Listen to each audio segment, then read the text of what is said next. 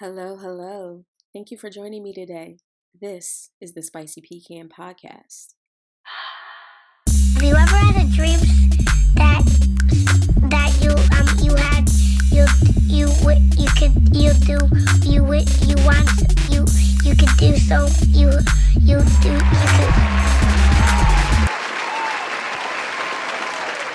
I am so excited to have you guys on the show. Thank you so much for joining the Spicy Pecan Podcast. Let's kick it off right. All right. I'm going to have both of you. I know who you are, but I want you just to give us a brief intro of yourself and what you do. We'll start off with you, Leo. Hi, everyone. My name is Leo Bridgewater. I am the National Director of Veterans Outreach with Minorities for Medical Marijuana. I also serve as the Chief Innovation Officer for CWCB Education and Advisory Board Member for CWCB Expo, the second largest cannabis and hemp trade show in the country. Ooh. That's a lie, ain't it? Listen, that's flexing. All right, Phil. I'm gonna keep mine real. My name's Phil Charles A. Philip Marley, and I'm CEO of Black Cannabis. Awesome. Hey, that's flexing itself. So that brings me right to my first question. Phil, can you tell us a little bit about the organization, how it started, and how you kind of honed in on all this? Sure. So Black Cannabis started with myself and my business partner, who's also named as Phil, who's a military veteran, and we just saw a void that wasn't being filled in the industry on many fronts, whether it was plant touching, meaning growing, selling, distributing the plant, and even in just networking and education. You know, the messages that was being delivered is the general, everything's green, everything's good, get in now. But I know from in the industry firsthand that it's a lot more to go. That there's a lot more that is involved in getting into the industry and becoming established. So throughout the years, a lot of lumps, learned a lot of lessons, and coming out on the back end, I realized like educating our communities, spreading the awareness, getting them involved, getting them up to the speed of everyone else in the state is, it's a must. It's a necessity. It's the only way that we can evolve and be a part of this conversation. So it was really just myself and Phil just taking the initiative and wanting to be the examples that we weren't seeing in the industry. How long have you been involved? Since 2012, the Chris Christie days. Oh boy. And where's headquarters for you? Oh, headquarters in Trenton, New Jersey. Hey, Jersey in the house. Yeah, we finally did it. So yeah, we're here on the front lines trying to make things happen. Have a lot of conversations with the mayor, the police going on. We're pushing our show. There's a lot happening there. Awesome. And we'll get into a little more about what to expect from Black Cannabis. Leo, how did you get involved? And prior to your involvement with Black Cannabis, what were you up to? How long have you been in this fight? Since 2015. It was the same year that it was a year after I moved back to Trenton, New Jersey after being gone for 22 years. I did multiple tours in Iraq and Afghanistan as both a soldier and a contractor. And so when I came, service. My honor. And so when I came back to the United States, I was living in Atlanta, and then what actually brought me to New Jersey was my mom had passed away on Christmas, feeding the homeless. And so when I came home for her funeral, my sisters and I were sitting down talking, and we realized that was the fourth time I'd been home in 22 years, because there was so many things about the city of Trenton that I didn't know about, And so the day after her funeral, I met my now wife. And so, it was one of those situations where, okay, and mind you, all of that is happening while I'm still trying to learn this country again. Because the last time I lived here, George Bush was the president. Ooh. So see what I mean? I missed George W, GW, but I'm just saying, I got it. Yeah, I watched Obama from overseas. You see what I'm saying? So I missed a lot of that, and so when I came back to Jersey, It was then I started, getting involved because I had a couple of friends who attempted suicide and were successful. And I actually was able to talk another friend down. And that was the thing that activated me in terms of, recognizing that, my veteran status can actually move mountains in the New Jersey State House. And so myself, and along with Phil Dumais, who Phil Charles was just talking about, us and another guy named Riley Karpowicz, we testified in Senate committee to have post-traumatic stress disorder added to the New Jersey medical marijuana program. Ooh. And in 2016, then Governor Chris Christie signed our bill into law. And so that was the thing that sort of kind of put me on the proverbial map.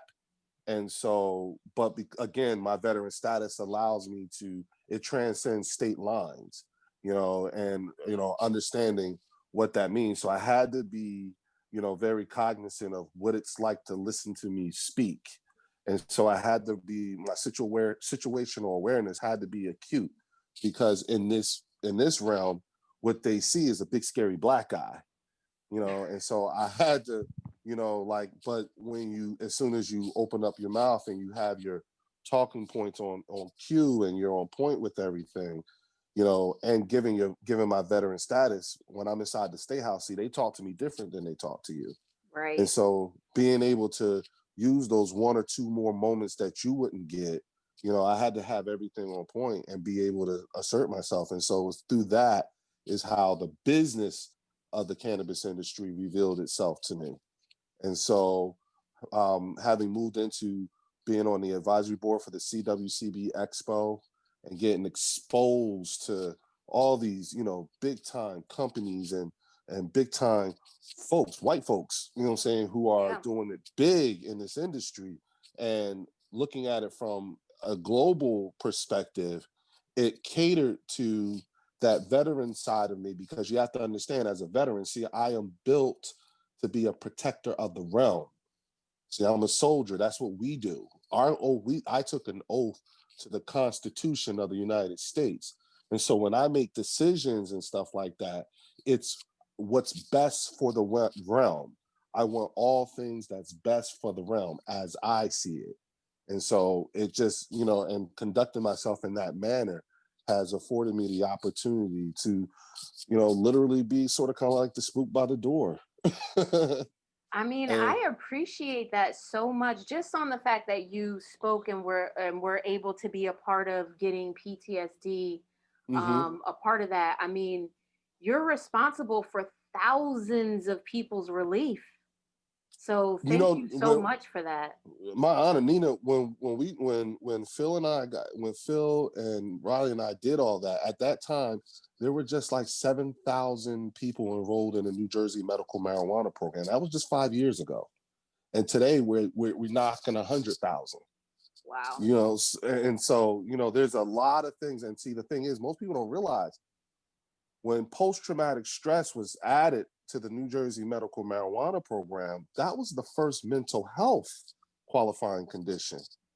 If you look at the history of this program, every qualifying condition was a physical ailment. You almost damn near had to be dying. Yeah, it was like multiple sclerosis, AIDS, right? HIV. Excuse me. Heavy. And the thing is that, mind you, when I got in, PTSD wasn't on there. I got in because my knees are shot, from my time in the military. That's what I got in for. But when my friend was trying to kill himself, and I realized that he was naturally fighting that opioid thing, because that's what they do. Nina, listen, they passing them pills out at the VA like it's candy. Like that 22 veteran suicides a day, it's 5 a week in New Jersey. That's real. Wow, I did not know that. Yeah, it's real. People don't understand. It is real. Philadelphia has a veteran population of over 100,000 veterans, and there's only 3 VA counselors. Whoa. Talk to Yeah, Sean people Wilson and are them at Vets in definitely the not Hood. aware. It's because you have to understand, especially like we're so far behind because like in states that have comprehensive medical marijuana programs, they're actually using cannabis to help wean people off the opioids. Right. And they're seeing, at one point they were seeing like in upwards of a 25% reduction in the number of opioid abuse and addiction incidences. But what they weren't prepared for was that they were going to see an upwards of a 25% reduction in the number of scripts being written. And so think about it, when you're talking about cannabis legalization, particularly as it relates in New Jersey, which is the medicine cabinet of the world, of the country, you messing with three types of money: old money, which is the pharmaceutical industry; long money, which is the alcohol industry; and big money, which is the prison industrial complex. And you have all different types. That we have numbers now. That's the thing. It's just like with the cell phone. Remember, we didn't know what the effects of the cell phone was because the technology was so new. Now that we got 20 years of cell phone, we can talk about how it causes cancer on the hip and all that stuff. It was the same thing. It's the same thing. The problem is that, look at some of these pharmaceutical companies. We got to pay back billions because of what they did to people. And ask yourself, who's their biggest customer? The VA. That is the VA. so sad when you really, really break it down and think about just the manipulation. Well, This information is not brand new. I mean, no, it's just what it is. Known. It's over an extended period of time, and so you have to put things in perspective. Like, for instance, who was the number one private benefactor of cannabis going legal in Colorado? Do you even know who that was? And listen, it happened right under your nose, in front of your face, and you didn't even realize what you was looking at. It was Papa John's, Nina. Think about it. At the time in Denver, Papa John's was the largest fast food chain. And what happens when you smoke weed? You get the munchies. So it was an adrenaline shot. How the hell do you think they could afford Peyton Manning? Think about it. He had over 80 Papa John's stores. Remember when Peyton got traded to the Denver Broncos? It was the same time adult use went boom in Colorado. He had over 80 franchises. They were like the king of Cali. So it's just like the California gold rush.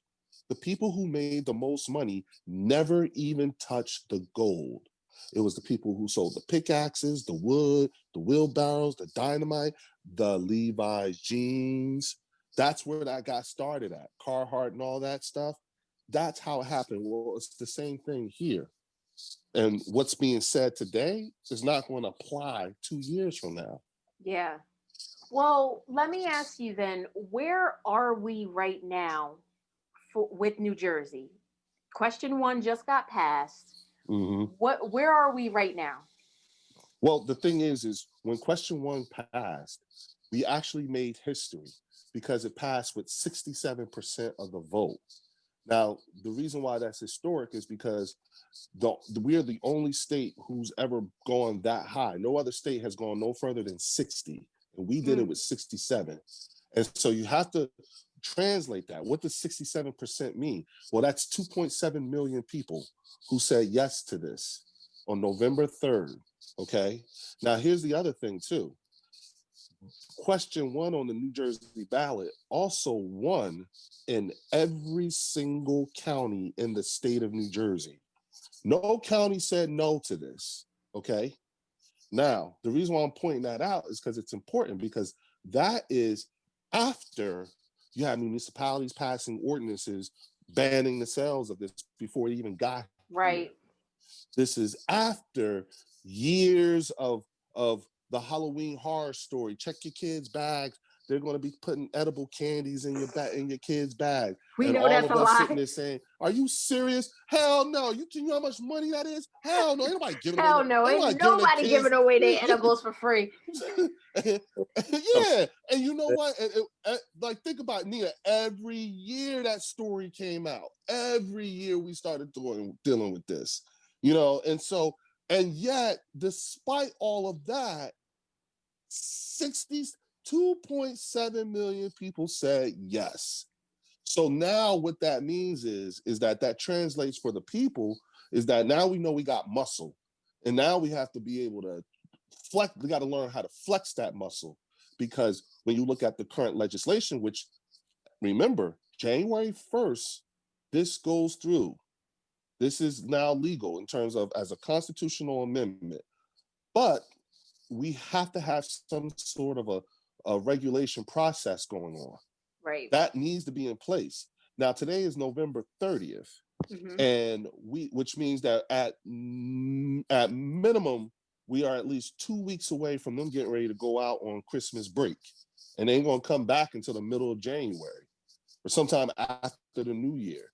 Right. So, which is after this, so they got to do this. So this right now, today, these are some very critical days. You know, today there was a roundtable discussion between Senate President Steve Sweeney, Senator Sandra Cunningham, Senator Teresa Ruiz, Senator Nick Scutari, and a whole bunch of other people in the NAACP, Latino Action Network, the State Bar Association, and some other people. None of them zero cannabis background, but they want to have a discussion about marijuana legalization or cannabis legalization and social justice.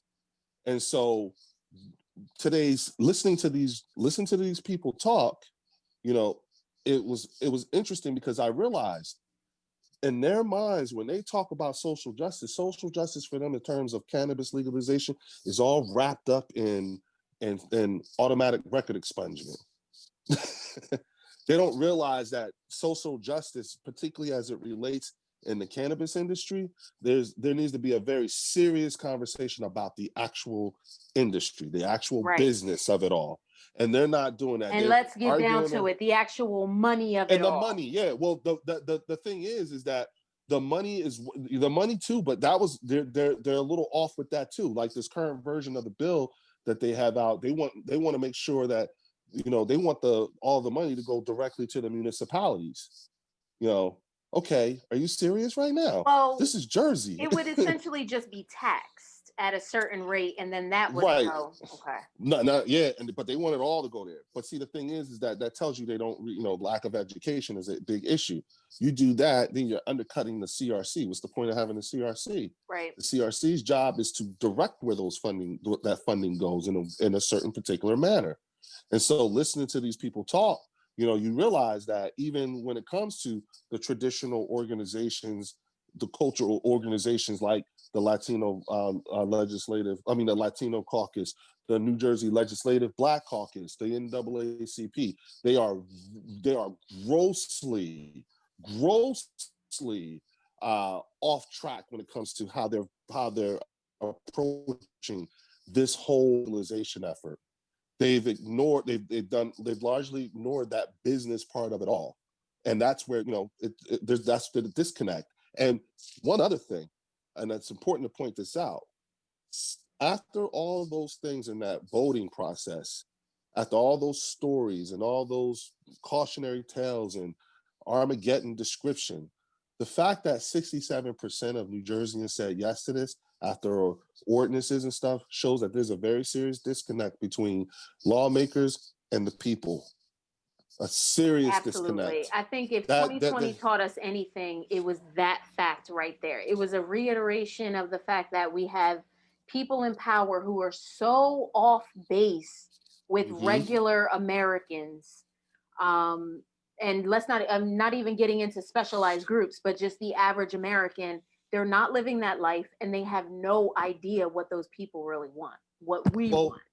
Well, here's the thing. New Jersey spends about $145 million a year in prosecuting low-level, nonviolent, minor possession of cannabis. Cash cow. And 80% of those arrests are people who look like us, Nina. Okay?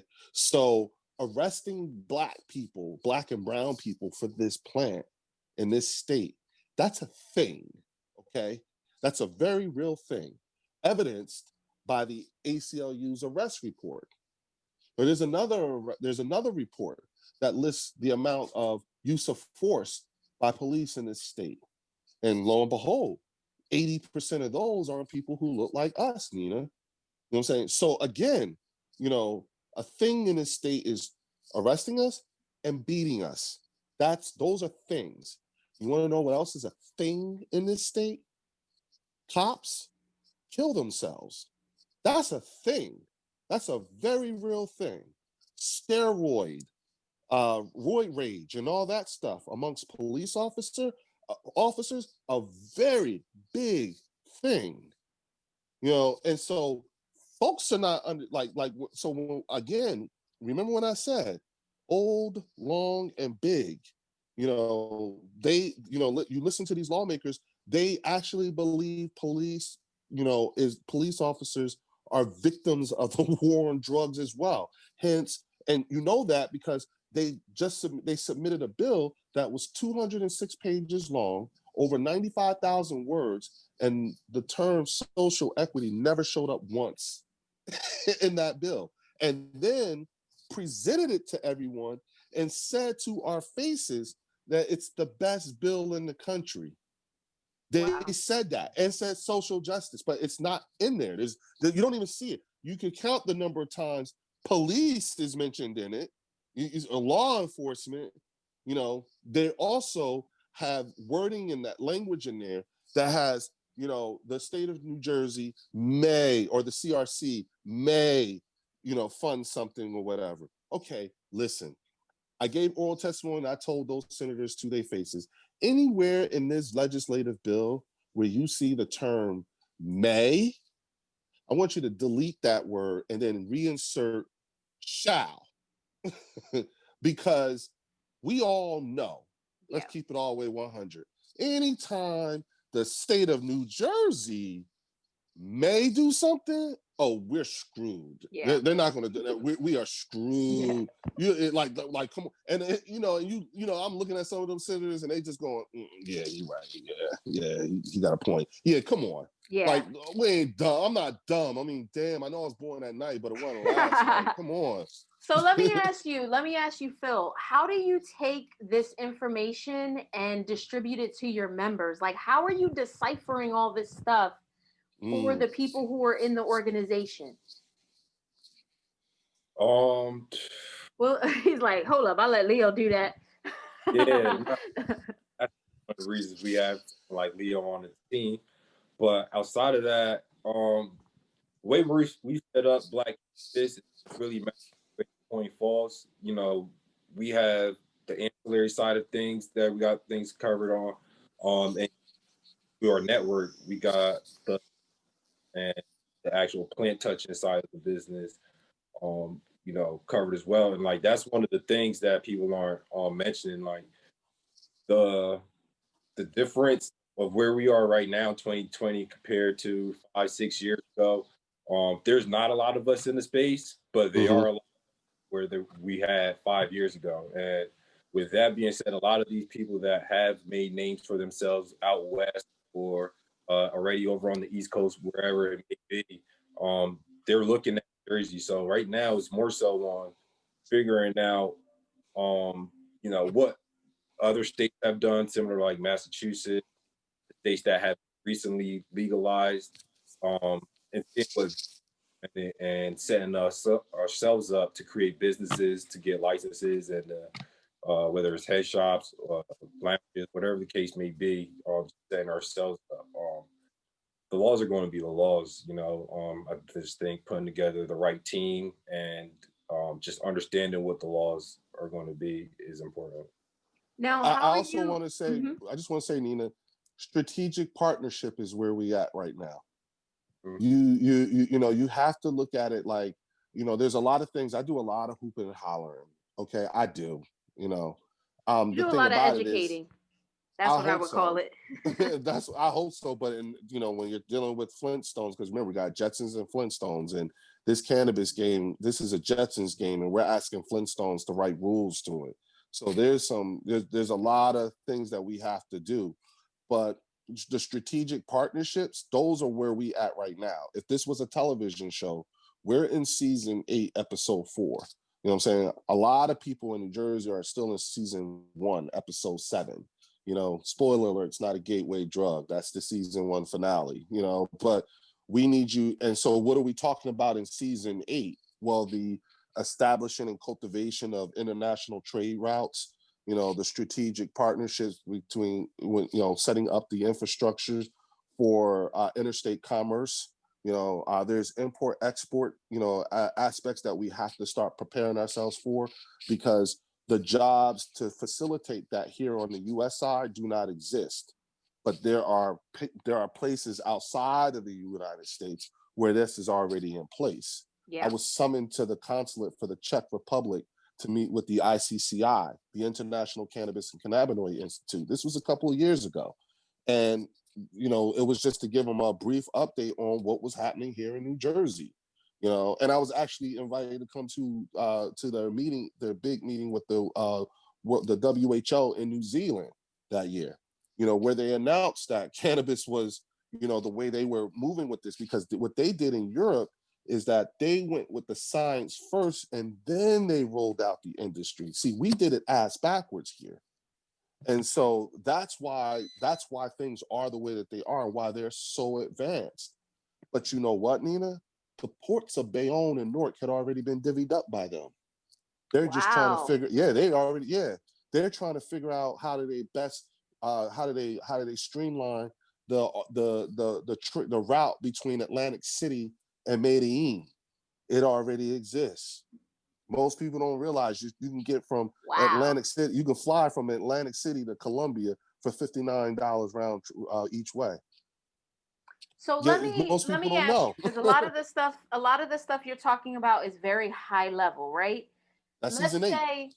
Let's say regular folks are like, listen, I don't want to be left behind. I know this, I don't know a lot about it, but I know this is going to be a big boom. What advice are you giving to the average person that looks like us, or someone that just wants to be involved in this big business? What's kind of the first steps? How do you kick game to them?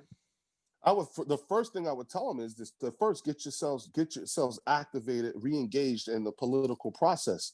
Start you exercising your most basic of civic responsibilities. Re-engage, vote, understand where we are in this process right now. There will never ever be another end of prohibition on cannabis ever again. Right. We're the only ones that's going to experience it. And so if you're going to really experience this thing, you got to hurry up and get yourself educated. You know what I'm saying? I'm not going, if I give you all this business stuff right now, that's the equivalent of me throwing your ass out into 10 feet and you don't know how to swim. You know what I'm saying? You got to crawl before you can walk. And the way you do that is you first find out, pay attention, because we're waiting to see who the other 3 appointees to the CRC is going to be. The CRC is the Cannabis Regulatory Commission. You got to find out who are the 5 commissioners. Right now, there's 2. A woman named Krista Nash, who's a social worker out of South Jersey. You know what I'm saying? And the other is Diana Waynu, who at one time was general counsel for the ACLU and has a excellent, cannabis background. And then Jeff Brown, who's the current, commissioner for the medical marijuana program, is going to serve as executive director. So that means there are 3 more picks that need to be made: 2 by the governor and 1 by the Speaker of the lower house, Speaker Coughlin. And we don't know who they are yet. And so you're going to want to pay close attention to that, because why? They're the ones who set the rules for how this whole thing going to work. Right. They're the ones who grant and take away licenses. And so if you're going to get in this, you need to know who you're going to need to talk to. Well, that's being done right now. Yeah. And we need and so that right there, and then find out, and then beyond that, when it comes to the actual business, find out who's who. Find out who those black brands are, like Black Cannabis. That's what Black Cannabis. If you want, that's what I was trying to shoot. Go to Black-Cannabis. Yeah, black-cannabis.com. Because we know where the bags are. That's what that's the first step. The first step you want to do is you want to join Black Cannabis so that you are in the know. You know what's going on. You know what's going to be hitting the streets. You know what's happening in New Jersey. You know what person is going to be assigned to the board once they start releasing these last 3 names. So that's 1. And then you're going to want to know who are the people who are reflective of you that's actually in this industry. Most folks need to know the response to COVID, as far as the cannabis industry is concerned, particularly as it pertains to Black people, okay, the door has been closed on that first generation cannabis entrepreneur. I'm sorry, the door has been closed on that first generation Black cannabis entrepreneur.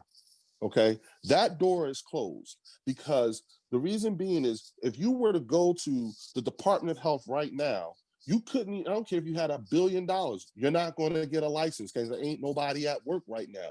They all dealing with COVID right now.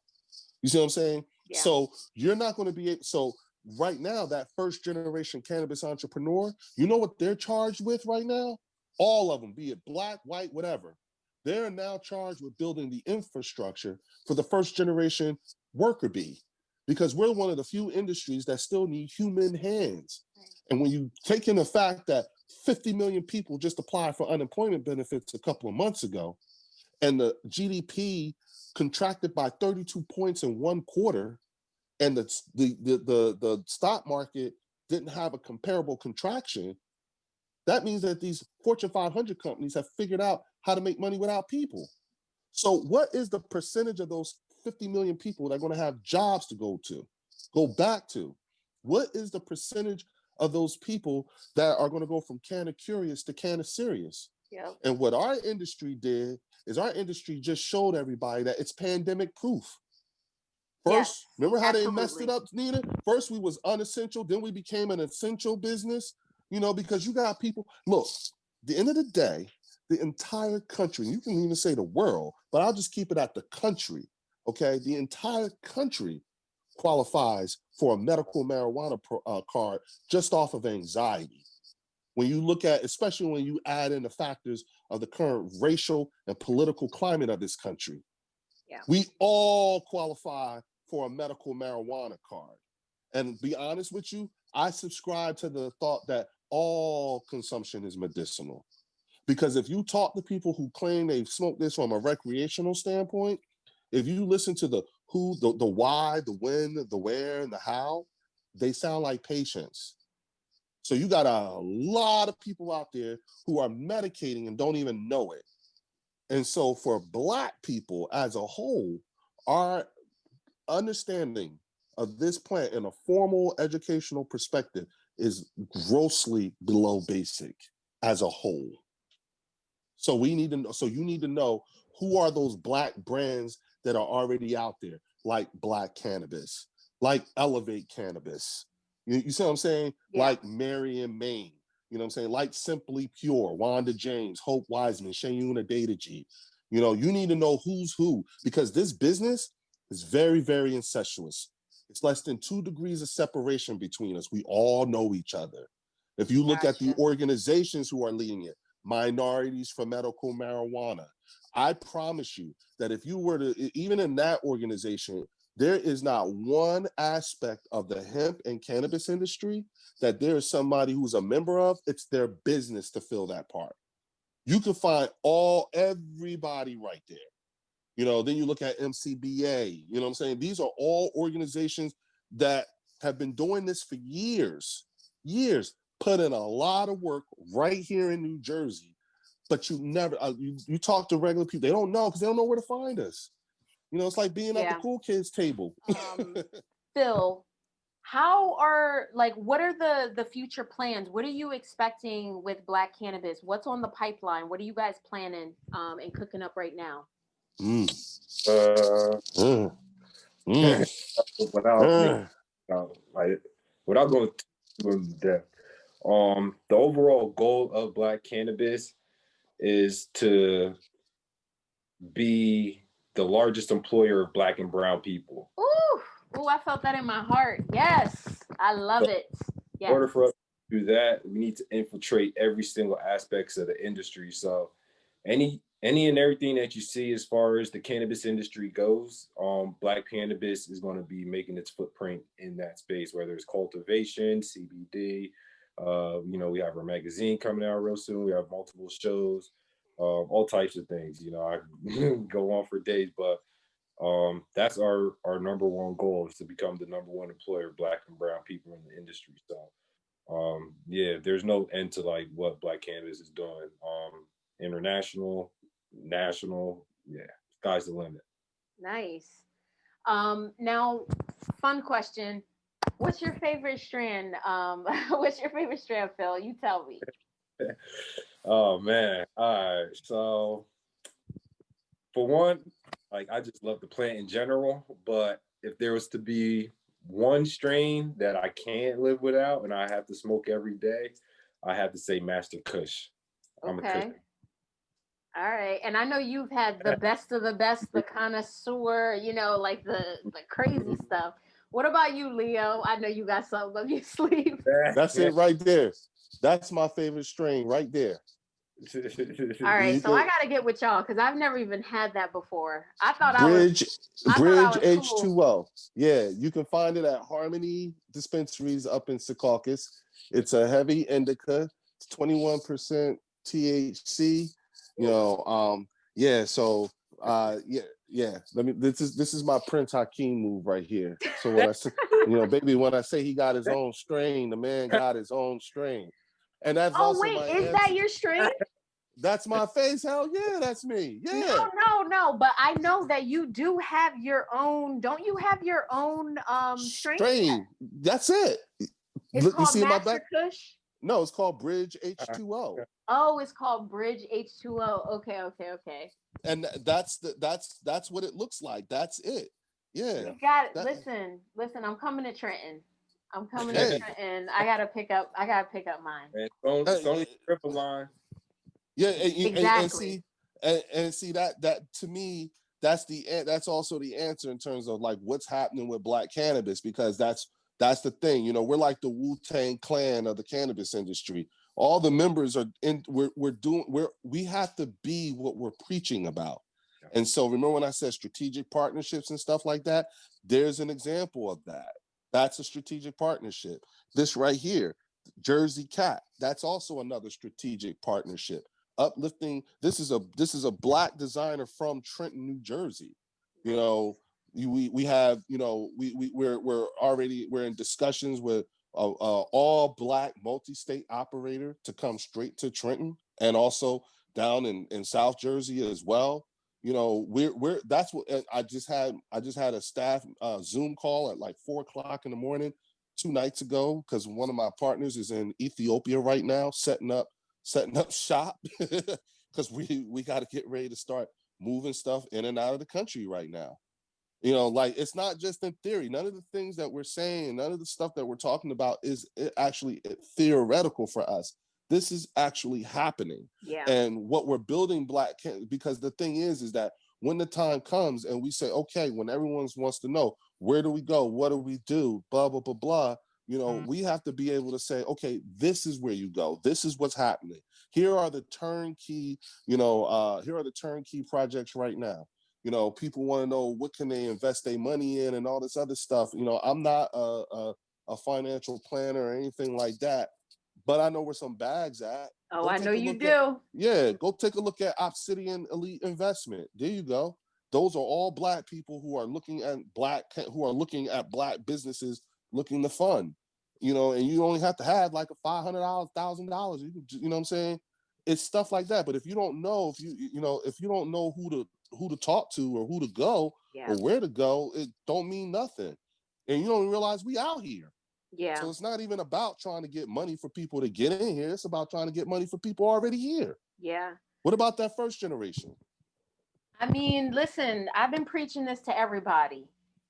This is happening whether you get on the train or don't get on the train, but this is one of those things, like you said, it's not going to happen the first time again. Oh, the train is already it's time left to the get building. your inventor cap on. It's time to start getting creative, just whatever.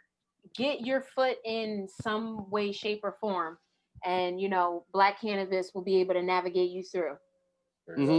Amen. Yeah. Yeah, I wouldn't even say you got to get too creative. Like, do what you know best. Like, yeah. And in the cannabis space, is a new world is being developed, and as this new world is being developed, we still need some of those people from the old world that has some expertise in whatever it is that they do to develop this new world, whether it's real estate, whether it's marketing, whether, you know, it's doing media, doing interviews, you know, Right. like Even people. payroll, you know how to do payroll, I was gonna accountants, say, this, yeah, that, house Nina, cleaning people, you Nina, know, you like could everybody. this how yup, like this how raw dog it is, right? It's so raw that as of today, whatever it is that you are doing and whoever you doing it for, if you take the name of your company out and just replace it with cannabis, you are either the only person that's doing it or maybe one of three people doing it. It ain't that, like, you could literally do whatever you do for a living right now. So if you're an electrician, get your ass ready. If you're a restaurateur, you're gonna need to hire some people. If you're a plumber, you're gonna be needed. If you got security, you're gonna be needed. You know, if you deliver, like we're trying to get it so where you can have access to inventory with delivery. That's how we get nothing mooch on them up off the corner. You know what I'm saying? Like these are all the things, you know, and these are, and again, like I said, we know where the bags are. You know what I'm saying? We could tell you what the bags are. Don't think just when, and mind you, Nina, this whole time, all we said is cannabis, cannabis, cannabis, cannabis, cannabis. Ain't nobody say nothing about no hemp. And that's the $1 trillion industry. That's the long money in this game. Yeah. You know, when I was talking about, you know, I got my youngin over there in Ethiopia and everything like that, because we talking hemp. We ain't even talking weed. We somewhere else. We talking industrial hemp. You know, we talking alternative construction material. Why? Because China ain't putting out no more construction material. They recovering from COVID. So when you talk about I don't think industrial people hemp, realize how huge just that one little piece is. Yeah. Like, yeah, It's a new world. yeah, it's that much of what's coming down the pike. yeah. It's the reason why it's difficult being somebody who constantly has the lights on in their head, because you wake up with this on your mind. You go to bed with this on your mind. Yeah. You know, because I know what's coming. You know, we picking the new old names. You know, there was a time when Anheuser and Busch were new names. Yo, listen, that gets me so hyped. You have no idea. Mm-hmm. And it's when true. you say stuff That's like why. becoming the largest employer and things like that, like this is exactly what my show has been all about, empowering and really just getting the information. It does none of us any good by becoming successful and hoarding the information and how you got there. You are nothing if you're not pulling someone up behind you. Nothing. You're nothing. So I appreciate the work that you guys are doing in educating, you know, educational advocacy programs, teaching people about this, and more importantly, networking with people. So it's not just on paper somewhere, but you really, you know, allowing people to make these things happen. Oh yeah, and building, we have to actually become the rhetoric now. We actually have to be all those things. That's what I that was the biggest revelation for me in this whole thing, was that I have to, in order to get my people moving, because you know our people are like, well, I got to see you do it first. Yep. And it's like, oh, you know, like no, you know, and so now by it's then like, okay, it's too late. Right. And see, what we're talking about is, we're not talking about facilitating a cultural shift in how we view this plant. We're also talking about facilitating a massive, massive transfer of wealth. Logistically, it almost can't be quantified. And that's why I'm talking, like, please, for anyone watching this or within range of my voice and all this stuff that I've been saying, please do not take what I'm saying as a form of arrogance. Everything that I'm saying, this is a form of urgency. It's reflective of the time. This is time appropriate mannerism here because of where we are at this time in time. You know, there's a lot of people who don't realize that because New Jersey has fallen for adult use, Nina, we are poised to be number 2 behind California in terms of revenue. And the reason why is because we have a population of 9 million people, and we are sandwiched between the number 4 media market in the country and the number 1 cannabis consuming city in the world, which is New York. Karachi, Pakistan is number 2, New Delhi, India is number 3, Los Angeles is number 4, and Chicago is number 8. New York and Chicago made 1 in 8 with this being illegal. So, where do you think all them people in New York gonna go to get their weed? Absolutely. Where you think all them people in Pennsylvania are gonna go to get their weed? You don't want to listen to me? Fine, no problem. Take a look at what the hell is going on in our neighbor's backyard. Pennsylvania is trying to ramrod some really messed up bill through their state legislature right now. And New York is trying to figure out what the hell we gonna do so they can respond in kind. This is and all because 2.7 million people said yes to this here in the Garden State. So, folks, this is she said the train's about to leave. Nah.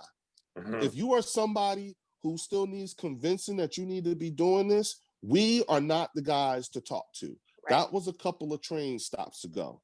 Okay, we way beyond. We in Trenton now. That's the last stop on the River Line, baby. We home. We home. That's true. Yeah, but it's true.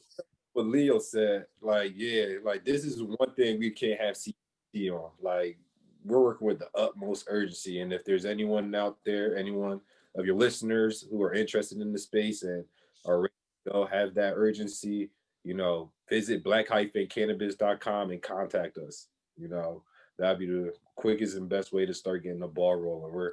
We're lining up for a blitz on the state. As soon as they say this is what we're looking to have, we got it covered, and we want as much of our people on board as we can get. Like Yo said, we're not here to convince anybody anymore. Right. If you're looking ready, on board, ready. Good luck. Listen, I'm already. You guys know I'm already putting my little group together. I'm going to be talking to you guys, so I'm going to make sure I do everything to make sure my people ain't left behind. Yeah, we going from using these right here to using these right here. Yeah. So there's a difference. You see what I'm saying? This is how much it's grown. This is how fast we going with this. Okay, so again, it's changing the frame of reference and folks understanding exactly where we are. Whatever it is that you think of this industry, you probably are way off. Yeah. And you need to know. You need to know who's who, what's what. And the number one hardest group of people to talk to about this is Black church people. Because they are most people don't realize they are way more conservative than what you would see on Fox News. And the thing is that the number two hardest group of people to talk to is Black people. Why? Because Black church people are considered, the Black church is considered traditionally looked at as the gatekeepers to the African-American community. And when you look at the African-American community, we've largely suffering from PTSD over the illegality of the plan. It's played out on us first. Right. You know what I'm saying? It's killed people. It's broken up homes. So there's a reason why a lot of us are still using these, and then there's only a few of us who are here because we don't know. We're not exposed. Our exposure to this is something of an ill nature. We get locked up and killed for this. I mean, people still see it as being just as bad as cocaine. Because it was on the level of cocaine, even though we knew that, we know now, but even though, that was always bull. But well, that was because the President Nixon, I was actually part of a Supreme Court. I was part of a case where we were actually challenging the constitutionality of cannabis being a Schedule I drug. And 3 weeks ago or a month ago, the Supreme Court said they declined to hear our case. But we came very close to getting cannabis. We would have been arguing, the cannabis being a Schedule I drug. It never should have been there. Right. President Nixon wanted to use, he knew that if he could vilify cannabis with heroin on the 6 o'clock news, it would give him the perfect reason to start breaking up Black Panther Party meetings and hippies because they were his staunchest opponents during the Vietnam War. 1,000%. So this goes all the way back to 19... hard. Right. All those protests. So all your people, I tell you what, go look at the LaGuardia report, and then go look at the LaGuardia report and the Schaefer's commission. The Schaefer commission. Go look at those. Go look those two up. It will blow your mind because to sum it all up, at the end of them all, they said this actually shouldn't be made illegal. This actually needs to be researched for possible medical benefits. The LaGuardia report goes back all the way to like the 40s, right, Phil? Something like that. Yeah. You know, and then the Schaefer Commission, that was like in 1970. And listen, Nina, they actually, you had these people actually, they bought prime time airtime to bring directly to the American people the findings of the Schaefer Commission. And they told the American people on primetime television that this should not be made illegal. There's medicinal value to this, and we need to do some research. And President Nixon still made it a Schedule I drug. And so let's be clear, in order for it to be a Schedule I drug, has to hit on three, not one out of the three, not two out of the three, but all three. It has to be highly addictive and highly addictive and abused. You have to have a doctor. You need to have a doctor administer it, and it has to have zero medicinal value. Okay, it has to have all three, and if it does, and none of them apply to cannabis. Right. And understand something. Let's be even more clear. Cannabis is the only scheduled drug that is undefeated. No one in the history of the world has actually ever died from consuming cannabis. Now, no one. You know, you might have thought you was going to die, but you ain't actually died. You was just hungry. You was just, Sleepy and just hungry. sit down and ride it out. That's what they tell. That's what scare tactic they give. You will legalize emergency go on the rise. Well, yeah, you know what happens when they get there, and when they tell, well, you know what they tell these people in the emergency room? They tell them, oh, they test them to see if there's anything other than weed in their system. And if their tests come back that is just weed, you know what they do for them people? They tell them, ride the wave, baby. Just ride the wave. Yep. Just ride, submit to the high, baby. That's it. You know what I'm saying? There's nothing else. This is, everyone's body has what is called an endocannabinoid system, which means that your body naturally produces the CBD, which is why it's an anti-inflammatory, you know, because it's natural to the body. It's not synthesized. This ain't something where you got to take this pill and then you got to take another pill to counteract the symptoms of that pill you took. And then you got to take two other pills to counteract the two symptoms from that. That ain't this. You need to know your name. There's a high level of education that really needs to take place, because we are fighting a very entrenched and old propaganda campaign. This is your brain on drugs. Oh, that's It's so true though. We're still fighting against those damn commercials. And mind you, Nina, a lot of your older relatives, first of all, number one fastest growing demographic of users in the cannabis space, old people. It makes sense to me if you can get over the stereotypes. Yeah, well, they're finding out, they're figuring it out. This is getting them off a lot of them drugs, okay? You know, that's the fastest growing demographic in the cannabis space, okay? And the thing is that these are also your active voters and everything like that. You know, this is all these things are what is been going on. And the thing is that there's a few states that got to do this, and they did this at the same time we did. We had one state that did medical and adult use in the same election.